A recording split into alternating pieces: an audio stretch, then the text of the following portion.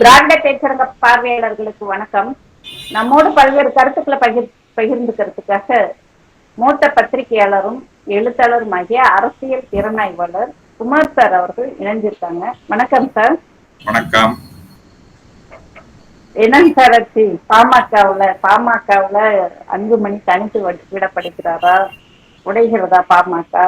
பாமக உடையெல்லாம் இல்ல, ஒட்டுமொத்தமா அப்படியே அன்புமணி கைப்பற்ற போறாரு போல இருக்கு பாமகவை. அந்த என்.டி. ராமராவ் முதல்வரா இருக்கும்போது அவருடைய மருமகன் சந்திரபாபு நாயுடு அமைச்சரா இருந்த இதுல அவர் என்ன பண்ணாரு, எல்லா எம்எல்ஏக்களையும் கொண்டு போய் ஒரு ஸ்டார் ஹோட்டல்ல அடைச்சு வச்சுட்டாரு. என்டிஆர் சீஃப் மினிஸ்டர் அங்க போய் கேட்ட தரேன், ஸ்டார் ஹோட்டல் வாட்ச்மேன் தர மாட்டாங்களாம். ஆமா, என்டிஆர் அங்கே போற, நான் சீஃப் மினிஸ்டர் சொல்றேன், கதவை தர கேட்டு தரேன்னா தரங்க மாட்டாங்கிறான். அப்புறம் எம்எல்ஏக்கள் அவர் கைப்பற்றி கட்சி ஆட்சி ரெண்டையுமே பிடிச்சாரு. ராமதாஸ் கிட்ட இருந்து கட்சியையும் சங்கத்தையும் பிடிக்கிறாரு இவரு அன்புமணி. அங்க மாமனார் மருமகன், இங்க அப்பா மகன். ஆமா, ரொம்ப நாளாவே ரெண்டு பேருக்குள்ள பிரச்சனை ஓடிட்டு இருந்தது. அது கூட்டணி அது இதெல்லாம் சொல்றாங்க, ஒரு பெரிய விஷயமா தெரியல. என்ன சொல்றாங்க, இவரு போய் கூட்டணி நேரடியா அங்கேயே பேசி முடிச்சுட்டாராம். அந்த அண்ணாமலை அங்க இருந்தார்ல ஈசிஆர்ல, அங்கே இவரும் ஒரு வீடு வாங்கியிருக்காங்க. இவரும் ஒரு வீடு வாங்கியிருக்காரு, அங்கேயே பேசி பெட்டி எல்லாம் மாறிடுச்சு. அது ஒரு வருத்தமா, பெட்டி எதுவுமே தலையாபுரம் வரலையா, நின்று வச்சான். அது ஒரு வருத்தமா போன 2000. ஆமா, அது இல்லாம 2014 இவரு இங்கெல்லாம் அதிமுக பேசி வச்சிருந்தாரு. அதுக்கு முன்னாடி அங்க பெட்டி அங்க போய் சேர்ந்துச்சு. ஆனா 2014 தேர்தல்ல அன்புமணி இப்ப அங்க தருமபுரியில நின்று வெற்றி பெற்றாரு. அங்க இருக்க தருமபுரி மாவட்டத்தில் பெண்ணாகரம் தொகுதி தான் ஜி.கே. மணியோட தொகுதி, பாமக தலைவர் அவரு. அதுல இவர் வெற்றி பெற்ற பிறகு இவரு அன்புமணி அங்க போயிட்டு அவரு செல்வாக்கு குறைஞ்சிரும்ல, அவர் டம்மி ஆயிடுவார்ல. என்னடா அவ்வளவுதான் கட்சியை வளர்த்துங்க வச்சிருக்கோம், நம்ம டம்மி ஆக்குறாங்கன்னு சொல்லிட்டு வெளியில அவங்க அந்த அன்புமணியோட ஆட்கள் சொன்னது, அன்புமணி குரூப்ல இருக்கு சில பேர் சொன்னது என்ன தகவல்னா, அதனால 2014 உள்ளடி வேலை 2019 உள்ளடி வேலை பார்த்து அன்புமணி தோக்கடிச்சிட்டாராம் ஜி.கே. மணி. ஆமா, அவர் அங்க பெண்ணாகரம் தொகுதி எம்எல்ஏ இல்ல. ஜி.கே. மணிக்கு அவ்வளவு செல்வாக்கு இருக்குங்களாங்க மாவட்டம்ல, அவரு கட்சி தலைவரா இருந்து செல்வாக்கு இல்லாம இருக்கும். அங்க இவரு இங்க திரும்ப ஜெயிச்சு இங்க வந்தாருன்னா நம்ம கம்மி ஆயிடும். தலைவர் அவரு துணை தலைவர் தானே. யாரு இப்பதானே? அப்ப அவர் தானே தலைவர். இப்பதானே அன்புமணிக்கு தலைவரா கொடுத்தாங்க. அப்ப அதுவும் நான் கிடையாது, நான் தான் தலைவர் சொல்லிட்டு இருக்காரு ராமதாஸ். அப்ப ஜி.கே. மணி தான் தலைவர், கோகா மணி. அவர் நம்ம தலைவரா இருந்து நமக்கு செல்வாக்கு இல்லாம டம்மி ஆகிடுறோம் இவரு இங்க வெற்றி பெற்று எம்பி ஆகிறதுனால அப்படின்னு 2014 வெற்றி பெற்று ஒரு எம்பி ஆன பிறகு இதனால அது நம்மள டம்மி பண்ற மாதிரி இருக்குன்னு சொல்லிட்டு 2019 உள்ளடி வேலை பார்த்து அவர் தான் தோக்கடிச்சிட்டாரு அன்புமணின்னு சொல்லி ஒரு பேச்சு அன்புமணி ஆட்களே சொல்றாங்க இந்த மாதிரின்ட்டு. அதுலதான் ரெண்டு பேருக்கும் பிடிக்காம போயிடுச்சு. பிடிக்காம போய் இனிமே நம்ம குடும்பத்துல யாரும் அவர் ஓரங்கட்ட சொன்னா ராமதாஸ் முடியாது, அவ ஆரம்பத்துல இருந்து என் கூட இருக்கான், நான் ஓரம் கட்ட மாட்டேன், இவ்வளவு வேலையை பார்த்து சொல்லியிருக்காரு. அதுல இருந்து ரெண்டு பேருக்கு அதாவது பல காரணங்கள் இருக்குன்னு சொன்னார்ல, அன்புமணிய தலைவர் பதவியில இருந்து புடுங்கினதுக்கு பல காரணங்கள் இருக்கு, போக போக உங்களுக்கு சொல்றேன்னு சொல்லி சொன்னார்ல, இது ஒரு காரணம். இதுக்கு முன்னாடி இன்னொரு காரணம் என்னன்னா, அன்புமணிக்கு 2 அக்கா, பெரியவங்க காந்தி, 2வது அக்கா கவிதா. போல கவிதாவோட பையனுக்கு ஒரு பொண்ணு கொடுத்துருக்காரு அன்புமணி. அன்புமணிக்கு 2 பொண்ணு, ஒரு பொண்ணை கொடுத்துட்டாரு. அந்த பெண்ணுக்கு கொடுத்த பிறகு அப்ப என்ன ஆச்சு, அன்புமணி சொத்துல பாதி அங்க போயிடும்ல. அன்புமணி பொண்ணை அக்கா பையனுக்கு கொடுத்துருக்காரு, 2வது அக்கா பையனுக்கு. அன்புமணிக்கு பையன் கிடையாது, ஆண் வாரிசு கிடையாது, 2 பொண்ணு தான். ஆமா ஆமா. அது ஒரு பொண்ணு அங்க கொடுத்ததும் அப்ப அன்புமணி சொத்துல பாதி அங்க போயிடும் இல்லையா. அப்ப வந்து அன்புமணியோட சொத்துல பாதி அந்த மருமனுக்கு போயிடும் இல்லையா ஒரு பொண்ணுக்கு கொடுத்ததுனால. அதனால வந்து ரெண்டாவது முதல் மகள் வந்து அப்பாட்ட எழுதிருக்கு.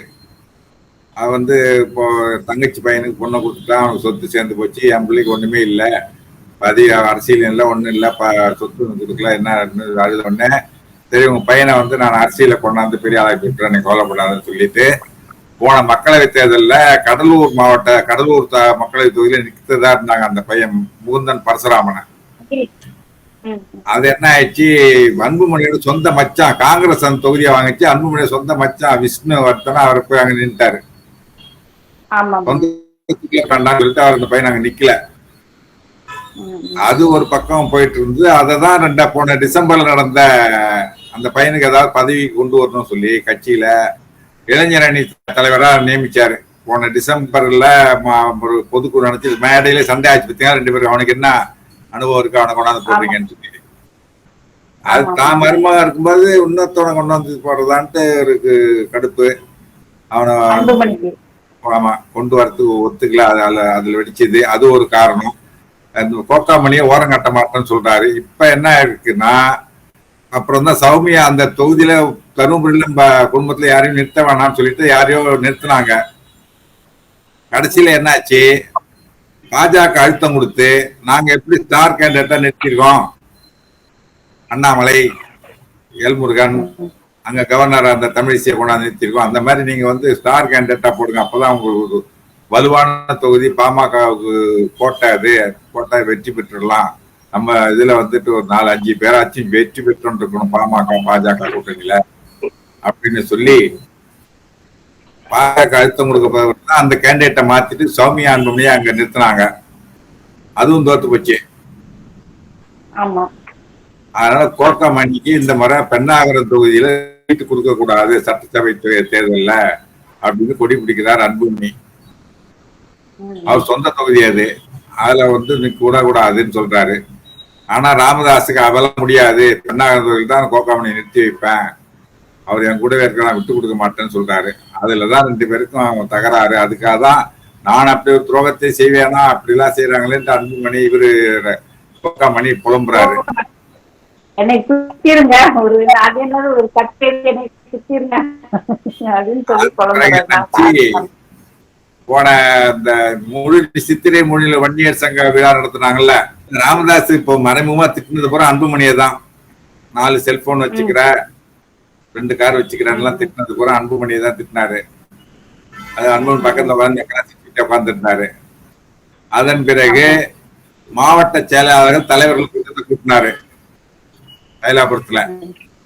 அந்த மாநாட்டுக்கு பிறகு மாவட்ட தலைவர்கள், அந்த கட்சியில வந்து மாவட்ட தலைவரும் உண்டு, மாவட்ட செயலாளரும் உண்டு. மொத்தம் வந்து 108 மாவட்டம் இருக்கு அவங்களை பொறுத்த வரைக்கும் கட்சியில.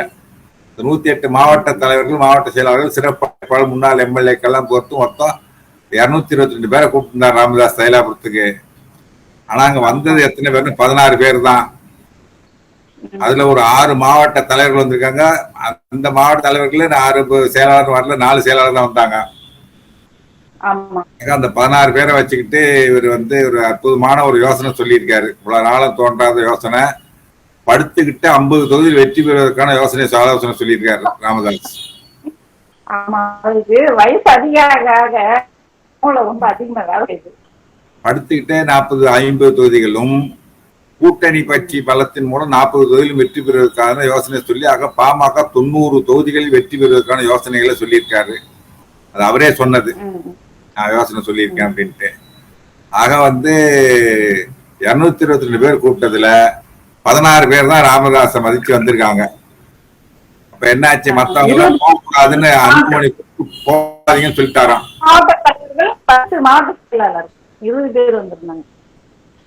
6 மாவட்டம் தான் போயிருக்காங்க,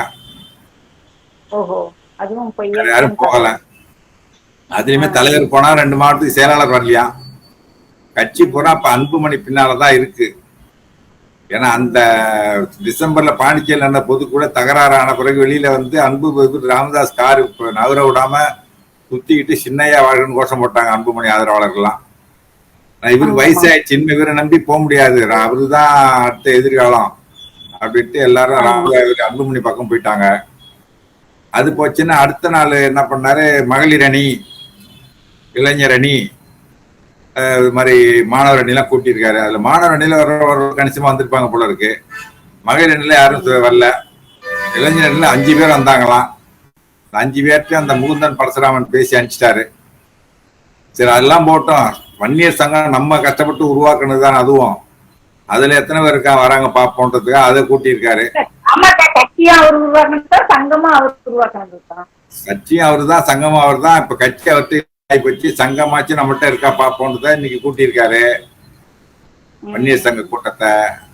அந்த மாவட்ட தலைவர்கள் தலைவர்கள்லாம் கூட்டு பார்த்தா அதுல வந்து ஒரு 61 பேர் தான் வந்திருக்காங்க. 61 பேர்ல 6 பேர் வந்து 6 பேர் தலைமை மாநில பொறுப்பாளர்கள். மீதி 55 மாவட்டத்துல 55 பேர் தான் மாவட்ட செயலாளர் தலைவர் வந்திருக்காங்க. மொத்தம் வந்து 91 மாவட்டம், 180, கிட்டத்தட்ட 200 பேர் கூட்டத்துக்கு 61 பேர் தான் வந்திருக்காங்க. அதுக்கு மேல வரல. அவரு திரும்பவும் முடிச்சுட்டு பிரஸ் மீட். ஆனா ஒரு பெரிய அசாத்தியமான தன்னம்பிக்கை என்னன்னா, கட்சியே நம்மளை விட்டு போயிடுச்சு, சங்கமும் நம்மளை விட்டு போயிடுச்சு, போன பிறகும் நாங்கள் வெற்றி பெறுவோம், கூட்டணி அமைப்போம் அப்படிலாம் சொல்லிட்டு இருக்காரு ராமதாஸ். சங்கம் வந்து நம்மகிட்ட இருக்கான்னு பார்த்தா அதுலயும் வந்து 200 பேர் கூட்டத்துக்கு 61 பேர் தான் வந்திருக்காங்க. சங்கமும் கட்சியும் போச்சு, சங்கமும் போச்சு, சங்கரான்ட்டு இப்ப ராமதாஸ் தயாபுரத்துல உட்கார்ந்துட்டு இருக்காரு பாவம். ஆனா ரொம்ப பரிதாபம் தான் அவர் நிலைமையை பார்த்தா. ஏன்னா அந்த வன்னியர் சங்கத்தை உருவாக்குனது அவர் தான், ஊர் ஊரா போய் பேசி பாமக கட்சியை உருவாக்குனது அவர் தான். இன்னைக்கு வந்து ஒரு கட்டத்துல வந்து சந்திரபாபு நாயுடு வந்து இவரை பிடிங்கிட்டாரு. அவர் NT ராமராவ் முதல்வராக இருக்கும்போதே எம்எல்ஏக்கெல்லாம் கடத்திட்டு போய் ஒரு ஹோட்டல் தங்க வச்சு அவர் கவுத்துட்டு இவரு கட்சியும் முடிச்சாரு, ஆட்சியும் முடிச்சிட்டாரு சந்திரபாபு நாயுடு. NT ராமராவ் கவுத்துட்டு போல இப்ப அன்புமணி என்ன பண்றாரு, அப்பா கிட்ட அவர் மாமனார்ட்ட பறிச்சாரு, இவர் அப்பா கிட்ட கட்சியும் பறிக்கிறாரு, சங்கத்தையும் பறிக்கிறார், வன்னியர் சங்கத்தையும் பறிக்கிறாரு. இது நிலைமை இப்ப ரொம்ப மோசமான நிலைமையில இருக்கு ராமதாஸ். அது என்ன ஆகும்னு தெரியல. மரியாதை இல்லைன்னா ரொம்ப கஷ்டம் தானே. வயசான காலத்துல ஒதுக்கிக்கிட்டா மரியாதையா ஒதுக்கிக்கிட்டா கஷ்டம் இல்ல. ஆமா ஆமா. ஆனா அவர் ராமதாஸ் எதிர்பார்ப்புக்கு வந்து தகுந்த மாதிரி இவர் உழைக்கல அன்புமணி. கட்சிய வழக்கத்தை பெருசா ஒன்னும் பாடுபடல. அது ஒரு காரணம். பெரிய போராட்டம் கட்சியில உழைக்கலாம், யாராவது வெளில போட்டுருவேன் அப்படின்னாரு. கட்சியை விட்டு இல்லையா யாரத்துக்கு வெளில போறது, கட்சியில இவரத்துக்கு வெளியில போடும் போல இருக்கு. அவரு பொதுக்குழு செயற்குழு இதை கூடிதானே தலைவரை மாற்ற முடியும். இவருபாடு நான் தான் தலைவர், அன்புமணி செயல் தலைவர் தான்றாரு. அது போல போட்டு அப்புறம் அங்கன்னா தேர்தல் ஆணையத்துல வந்து யாரு தலைவரா பொதுக்குழு கூடி முடிவு பண்ணி இவர் தான் தலைவர், அன்புமணி தான் தலைவர்னு சொல்லி அதை கொடுத்தாச்சு. இதுபடி திடீர்னு நான் தான் தலைவர்னு சொன்னா இதுதான் தேர்தல் ஆணையத்துல ஒரு நிறுவனரா இருந்துட்டு தலைவரா இருந்துட்டு சட்டத்திட்ட பயிலாக மதிக்காம அவர் இஷ்டத்துக்கு எது வேணாலும் பேசிட்டு இருக்காரு. இது கோபத்துல ஒரு பாட்டு இஷ்டத்தை சொல்லிட்டு நான் வச்சதுதான் சட்டம், நான் சொல்றதான் கேட்கணும் அப்படின்னு தான் இந்த கட்சியில வேற சொல்றத கேட்க யாரும் இருக்க முடியாது அப்படின்ட்டார்ல. தோணில பேசுறதுனால கூட யாரும் அங்க இல்லாம இருக்கலாம். அவரு சர்வாதிகாரமா தான் அவரு. அதாவது பாத்தீங்கன்னா அவரு வந்து அவர் சமுதாயத்தை சேர்ந்தவர்கள் அவங்க கட்சியில இருக்காங்க. அவங்களே வந்து ஐயான்றாங்க, சின்ன ஐயான்றாங்க. அப்ப என்ன நீங்க வந்து ஒரு ஜாதிய மனப்பான்மை, ஒய் ஜாதிகாரன் ஐயான்னு கூப்பிட்டு சொல்றான், அதே தப்புன்றான். ஓ ஜாதிகாரனே உன்னை வந்து ஐயான்னு கூப்பிடுறதுன்னா அது என்ன அப்புறம் அது வந்து ஒரு ஆதிக்க மனப்பான்மையில தான் இருக்கான்னு அர்த்தம். ஏற்கனவே வன்னியர்களுக்கு வந்து இவரு மேல நம்பிக்கை போயிடுச்சு. ஏன்னா வன்னியர்களுக்கெல்லாம் பணம் சேகரிச்சு வசூல் பண்ணி வன்னியர் அறக்கட்டளைன்னு ஒன்று தொடங்கி காலேஜ் எல்லாம் இன்ஜினியரிங் காலேஜ் எல்லாம் ஆரம்பிச்சு பெரிய காம்பவுண்ட் எக்கச்சக்கமா இடம் வாங்கி 100 ஏக்கர் 200 ஏக்கர் இடம் வாங்கி அங்க காலேஜ் எல்லாம் ஆரம்பிச்சாரு. திடீர்னு என்ன பண்ணிட்டாரு, இந்த அறக்கட்டளை மனைவியில மாத்திட்டாரு, சரஸ்வதி அறக்கட்டளைன்னு. அங்க ஒரு வன்னியர்களுக்கு ஒரு இலவச சீட்டு கூட கிடையாது. காசு கொடுத்தாதான் சீட்டு. ஒரு செல்ஃப் பினான்ஸ் காலேஜ் எப்படி அதுதான் அந்த இவரு காடு வெட்டி குரு அவங்க பொண்ணு வந்து கேட்டிருந்தாங்க, நீங்க அறக்கட்டளை ஆரம்பிச்சு கல்வி நிறுவனம் நடத்துறீங்க, ஒரு சீட்டு ஃப்ரீ சீட் கொடுக்குறீங்களா, ஒண்ணும் எதுக்கு நீங்க கொடுக்கல. அறக்கட்டளை? வன்னியர்கள் கூட கொடுக்கறது கிடையாது.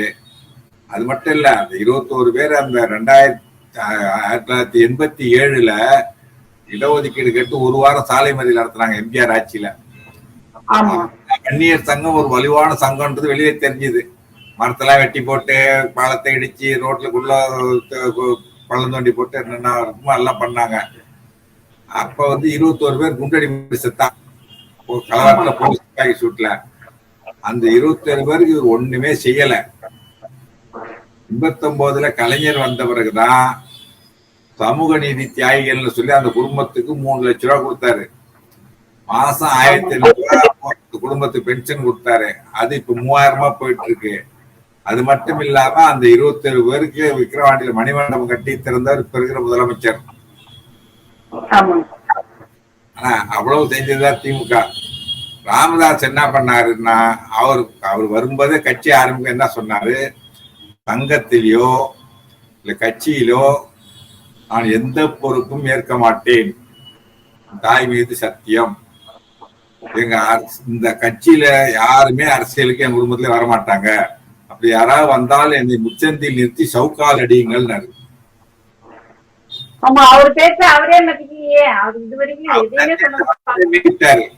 நான் தான் தலைவருங்கிறாரு. இப்ப அதுக்கு முன்னாடி அன்புமணியை கொண்டாந்து எம்பியா கூட இல்லாத அன்புமணிய ராஜ்யசபா எம்பி கலைஞர்கிட்ட பிடிச்சி கையகால் பிடிச்சி ஒரு மத்திய அமைச்சரை பதவி வாங்கிட்டு அதுக்கப்புறம் திமுக ஆதரவுல தான் அவர் வந்து ராஜ்யசபா எம்பி ஆனார்.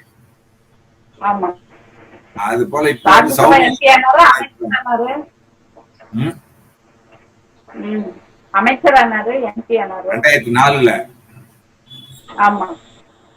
அதுக்கப்புறம் போயிட்டாரு. கடைசியில் 2009 முன்னாடி போயிட்டாரு.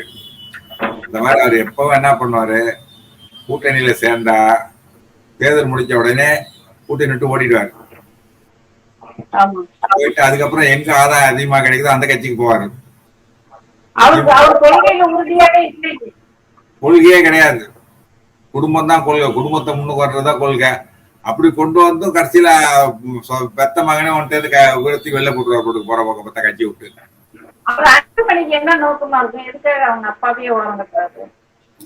இவர் சொல்றபடி கட்சியை நடத்தணும்னு நினைக்கிறாரு, அவருக்கு முடியாதுன்றாரு. தோக்காமணியே என்ன மதிக்க மாட்டேங்கிறாரு, எனக்கு உள்ளடி வேலை பாக்குறாரு, வெளியில அனுப்புன்றாரு. அவர் தோக்கடிக்கணும், அவரை வந்து பெண்ணாகட்ல ஜெயிச்சிருவாரு. பெண்ணாகட் நிக்க கூடாது, வேற எங்கேயாவது. அதெல்லாம் உண்மை கிடையாது. பிரச்சனை வந்து குடும்ப தகராறு ஒண்ணு, குடும்பத்துக்குள்ள பிரச்சனை ஒண்ணு, குடும்பம் அதான் உண்மையான குடும்ப அரசியல். இதுதான் குடும்பத்துல இருக்க சண்டை கட்சிக்குள்ள வந்துச்சு பாருங்க, வெடிச்சிருக்குல்ல, அதுதான் உண்மையான குடும்ப அரசியல் நடத்துறது ராமதாஸ். அதுக்கு அவங்க மத்தவங்களுக்கு பேசுவாங்க. ராமதாஸ் பேசுறதெல்லாம் நல்லா இருக்கும், அவரு பேசுறதுதான் நல்லா இருக்காது, அது வேற விஷயம்.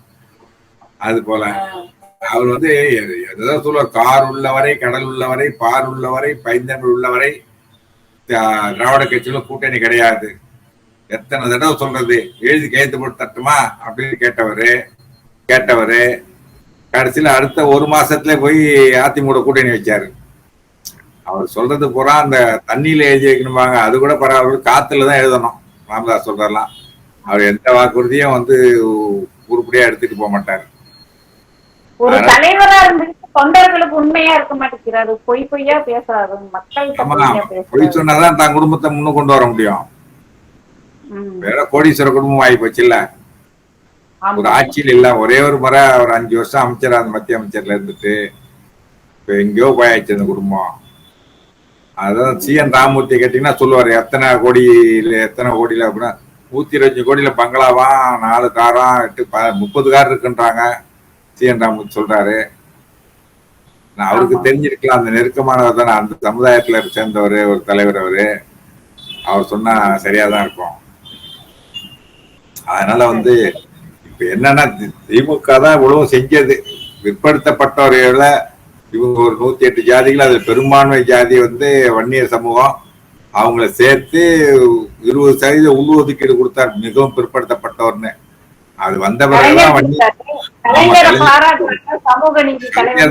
கலைஞர் கொடுத்தாரு. அதுக்கு பிறகு கலைஞரை கூப்பிட்டு இந்த நாதியற்ற மக்களுக்கு உங்களை விட்டா யார் யார் இருக்கா, நீங்க தான் செஞ்சீங்க, உங்களுக்கு நீங்க தான் அடுத்த முதல்வரா வரணும்னு சொல்லி மஞ்சள் துண்டு போத்துனவர் இவர் தான். முத கலைஞருக்கு மஞ்சள் சால்வை போட்டாரு. அதுக்கப்புறம் தான் கலைஞரே மஞ்சள் சால்வை அணிய ஆரம்பிச்சாரு. இப்ப என்ன பண்றாரு, ஒரு 4 மாசம் என்ன சொன்னாரு, உனக்கு இங்க என்ன வேலை, உனக்கு இந்த மண்ணுக்கு என்ன சம்பந்தம், 10.5% உன்னை நான் பார்க்கணுமா, எனக்கு அவமானமா இருக்கு, கோட்டையில உன்னை பார்க்கணுமா, எனக்கு அவமானமா இருக்குன்னு எவ்வளவு திமிர்த்தனமா வா போன்னு பேசினாரு. இந்த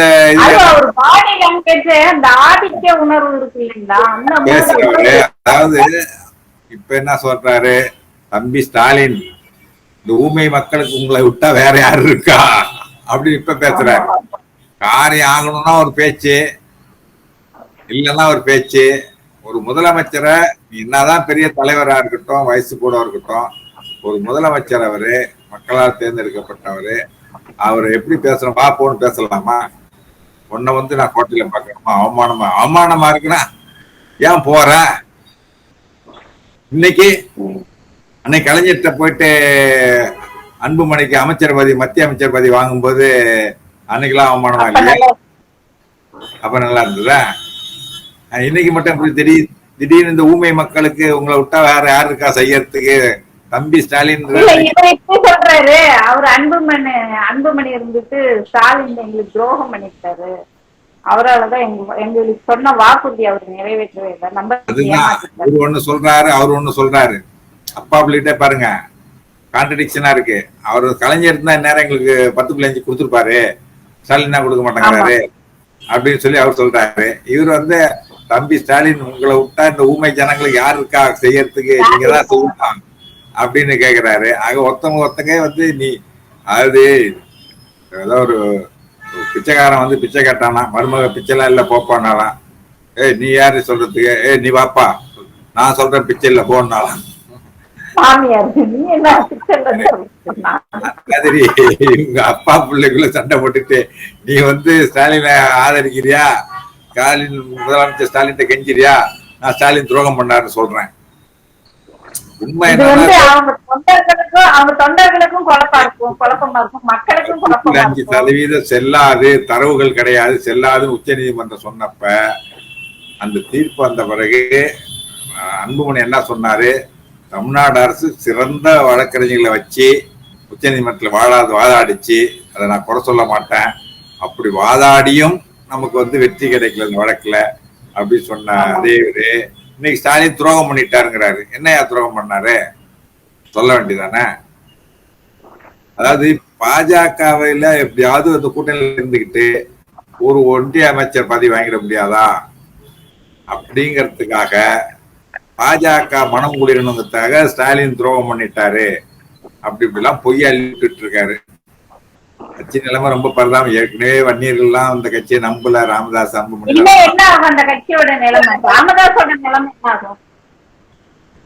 அந்த கட்சி என்ன சீட்டு குறையும், ஸ்வீட் பாக்ஸ் குறையும், அவ்வளவுதான். ஆனால இன்னும் 10 தலைமுறை சம்பாதிச்சு வச்சிருக்காங்கன்றாங்க, ஒன்னும் பிரச்சனை கிடையாது. அவங்க குடும்பம் பிரச்சனை இல்ல, கட்சி வன்னிய சமுதாய மக்கள் பாதிக்கப்படுவாங்க, அவன் பாதிக்கப்படுவாங்க. இன்னமும் அந்த சமுதாயத்துல விவசாய கூலிகளா இருக்கிறவங்க நிறைய இருக்காங்க, இன்னும் படிச்சு மேல வர வேண்டிய நிறைய பேர் இருக்காங்க. அதெல்லாம் திமுக பார்த்துக்கொன்ற தைரியம் இருக்கு அவருக்கு. ராமதாஸ் இது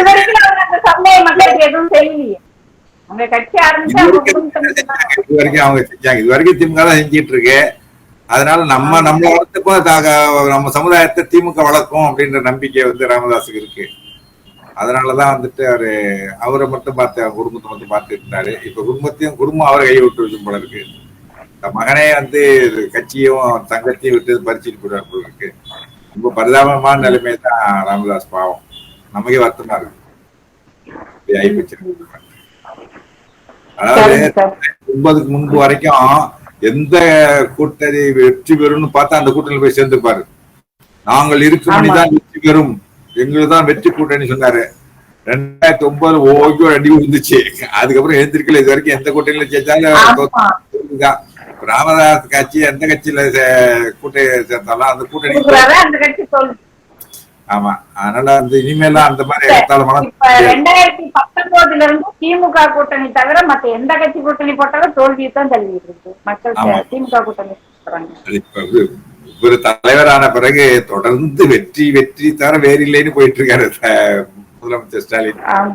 எல்லா தேர்தலையும் இவருக்கு இப்போ இடைத்தேர்தல் ஆகட்டும் ஒரு 10-11 தேர்தல்கள்ல திமுக தான் வெற்றி, உள்ளாட்சி தேர்தலாம் சேர்த்து தொடர்ந்து வெற்றி பெற்றிருக்கு. இவரு பாவம் ஒன்றும் இல்லை, ஒரு 4 இடம் ஜெயிக்க வந்திருக்காங்க பாவம். ஆனா வந்து 50 இடங்களில் படுத்துக்கொண்டே வெற்றி பெறுவதற்கு ஆலோசனை சொல்லியிருக்காராம். இந்த ஆலோசனை இதுக்கு முந்தைய தேர்தல்லாம் ஏன் ஞாபகத்துக்கு வரல அவருக்குன்னு தெரியல. இவர் ஒண்ணு செய்யலாம், தேர்தல் வியூக வகுப்பாளர்னு சொல்றாங்கல்ல, ஆலோசனை சொல்றாங்கல்ல, இந்த பிரச்சாரம் அந்த வேலைக்கு போயிடலாம். படுத்துக்கிட்டே ஜெயிக்கிறது எப்படின்னு வந்து கட்சிகளுக்கு ஆலோசனை சொல்றேன் அப்படின்னு போலாம் அவரு. ஏன்னா பிரசாந்த் கிஷோர் பாருங்க, பீகார்ல ஒரு இடத்துல ஜெயிக்கல, வாஷ் அவுட். அவர் ஒரு கட்சி ஆரம்பிச்சிருக்காரு, அவர் எல்லாரும் ஜெயிக்க வைக்கிறேன்ட்டு வந்துட்டு அவரால் ஜெயிக்க முடியல. அது போல இவரு அவரால் ஜெயிக்க முடியல, இவர் போய் எல்லாருக்கும் ஜெயிக்க வைக்கிறேன், படுத்துக்கிட்டே எப்படி வெற்றி பெறதுன்னு நாங்க ஆலோசனை சொல்றேன்ட்டு ராமதாஸ் போகலாம். ஒரு நல்ல இன்னைக்கு அளவுல அது ரொம்ப வருமானம் மிக்க தொழில் அது. அரசியல் வகுப்பாளர். ஆமா, நிறைய கட்சிகள்லாம் இருக்கு. சரிங்க சார், ரொம்ப நன்றி. வணக்கம் சார். வணக்கம்.